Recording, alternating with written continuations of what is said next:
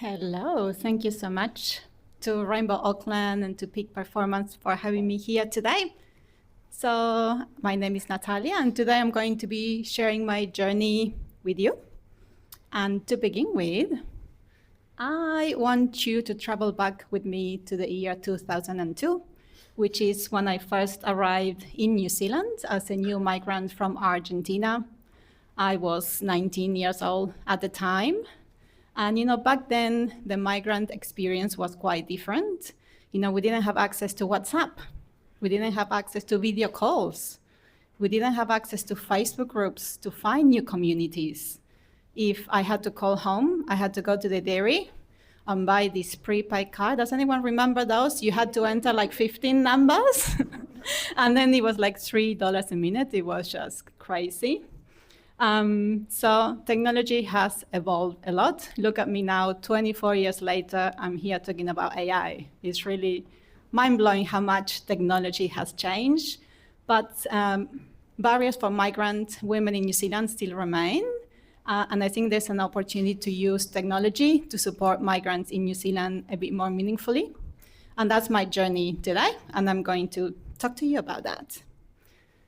Okay, so a bit more about my background. So I studied communications at AUT, and then I had some marketing jobs, and then, the corporate, the working in an office wasn't really working for me, and I decided to quit a job that I always say was good on paper, and I started an online business. And this was back in 2014. So now working online is pretty common, but back then it was something quite new. There was not a lot of people doing that, so I kind of took a leap of faith. And I think this was the first time that technology changed my life because it allowed me to find the freedom that I was longing for. And the reason why I'm telling you this is because I feel like we are at a similar crossroads at the moment with AI, but I think the opportunity is even bigger. There we go. So AI is opening the doors for more people to turn ideas into action. You don't need to be a coder or a developer. I don't have a background as a coder or a developer. And you don't need a big team or a big budget to make a big impact. So I always like to say that AI found me, right? My journey with AI started in 2023 when I was talking to a former client, and he was, Natalia, AI, it's gonna be, big. We're going to use AI to build this app that's going to help millions of children around the world. Do you want to be part of the team? So I spent the next 2.5 years working with this brilliant founder, building this app. And this really opened my eyes to the possibility of using tech to make a positive impact in the world. So what does this look like for me at the moment? So I am the founder of Girl in Motion, which is a social enterprise. And we're using technology to empower migrant women in New Zealand to start a business. And one of our goals is as well to change the narrative. There's lots of negative stories at the moment when it comes to immigration, migrants, New Zealand, or overseas as well. But when I think about my journey, or those of my parents who came here in their 50s, I see the courage, right? I was talking to a group of migrant women just before, and we are really amazing, right? We packed our bags, we left our comfort zone, our loved ones. We came to New Zealand, we're building from scratch, a lot of the time speaking a language that wasn't our own. I'm still speaking here with my accent. So why are those not the things that come to mind when you think about migrants? So we want to change the narrative a bit and put a spotlight into the positive side, the positive stories. So one of the things we're doing, we are launching a storytelling series. We're showcasing stories. I've been interviewing migrant entrepreneurs. And this is going to be our invitation to see the migrant journey through a lens of abundance and possibility. And it is fair to say that the storytelling series wouldn't be a reality if it wasn't for AI. Because I was the interviewer, the producer, the video editor, the sound engineer. I did everything myself. When I first launched Girl in Motion, I did an online course, and I had a little baby at the time, and I had to wait for him to go to sleep to record. And I live in Titirangi, and we are surrounded by trees and crickets. So all my recordings had these sounds of crickets in the background, and I was just going crazy. And it took me months to get this course ready. But with the tools that we have today, we're able to build in hours or days what used to take months. So I'm also doing a Master of Technological Futures, researching how AI can drive social impact. And I work with other organizations, helping them use AI to amplify their missions. And this is me, according to Perplexity. What do you think? Does it look like me? I don't know what's happening in the bottom one with the rockets and whatever it is that I'm holding, but I asked Perplexity to do an image of myself, and this is what I got. Not too bad. And this is what I got from Gemini. So I don't really know what happened on that one.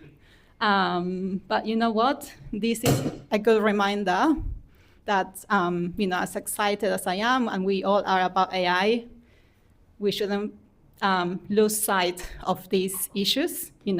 When we get an output, are we putting our critical thinking? Are we applying our critical thinking? What are the biases? What are the ethical dilemmas? For me, this is obvious that it's not a real representation of the work I do. But when these tools give you these confident answers, are we thinking twice before we take them as reality? And I'm going to give you an example. I was asking one of these tools to help me write a bio about what I do, and I'm also a life coach.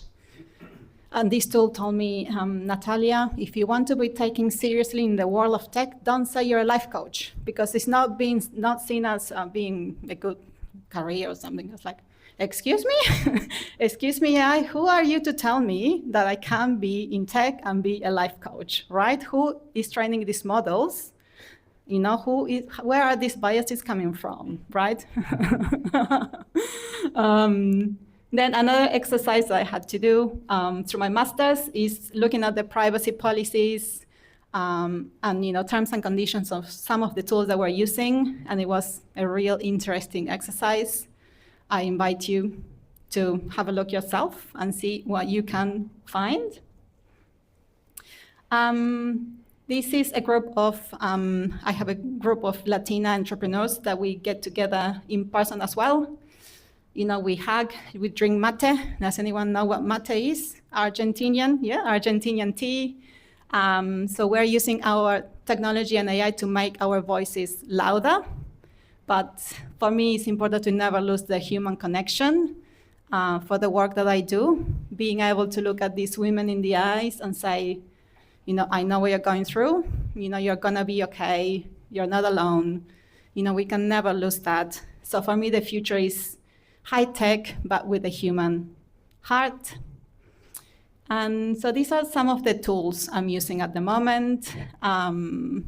Lovable is probably one of the most exciting tools I've been using lately. We're building a new platform for Girl in Motion, a new digital home, and that's the tool we're using to build a prototype. Descript is the tool I'm using for my storytelling series. And sometimes people say, what tool should I be using, or how do I find good tools? And a good way to go about it is to think about a problem. So these are the tools I use as I'm a marketer and a content creator. So if you're like a teacher or an accountant or a lawyer, you would be using other tools. But look at your day-to-day work. What's costing you time or money? What are the bottlenecks? So identify those and then see if there's any tool out there that can help you solve those problems. That's what I do when I get a client that comes to me and says, hey, I want to use AI. It's okay, but what are we trying to do? What's the goal? And I say here, rules are meant to be broken because it has happened to me as well, that someone mentions a tool like Hypernatural. I'm not sure if you know it, but you create B-rolls for videos. And I came across this tool and it inspired me to do this video series that I would have never thought about if it wasn't because of the capabilities of that tool. So, it can work the other way around as well. So to start closing a little bit, besides everything I've just told you that I do, I'm also a mom of 3 little boys. And yeah, it's not easy sometimes. If there are any moms or dads here, the mental load of lunch boxes and remembering when it's swimming day and library day, and then here you are trying to make the world a better place, right? So it can be a lot. And, I'm okay with my journey not being perfect. And I think that's what is giving me peace of mind at the end of the day. Just reminding myself that I'm doing enough. Excuse me. And for me, it's at the end of the day, I want to be able to look at my boys when they're old and say, we had this opportunity that came to us. We had these tools at our disposal. And I did my little bit to leave the world a little bit better for you for when I'm not here. And that's what keeps me going. So what I'm trying to say is, if you're feeling a bit overwhelmed with AI, or you think there's too much noise, or you don't know where to start, we're all figuring this out. This is new for all of us. So you're not alone and you're not behind. And it's okay to start small. If you don't know where to start, you don't know what to do next, just find one tool and give it a go. And see AI as an amplification. So what are you really good at? And how can you use AI to be even better at that?